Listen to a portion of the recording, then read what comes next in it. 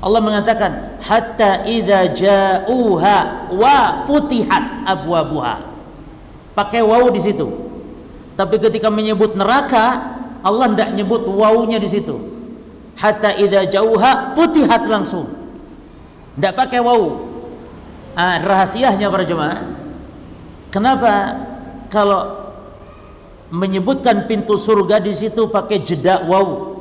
Hatta idza ja'uha, sehingga ketika penduduk surga itu mendatanginya pintu surga, wa futihat, dan dibuka, pakai wa dan.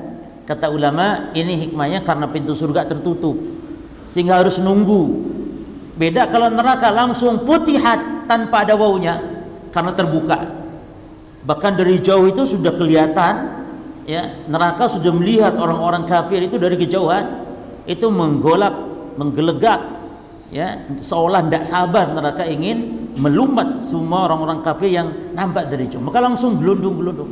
Orang kafir itu tidak lewat sirat, langsung gelundung. Yang lewat sirat itu orang beriman dan orang munafik, namun mereka gelundung. Dari sirat mereka tidak ada satupun yang selamat. Bagaimana akan selamat orang munafik? Innal munafiqina fi darkil asfali minan nar.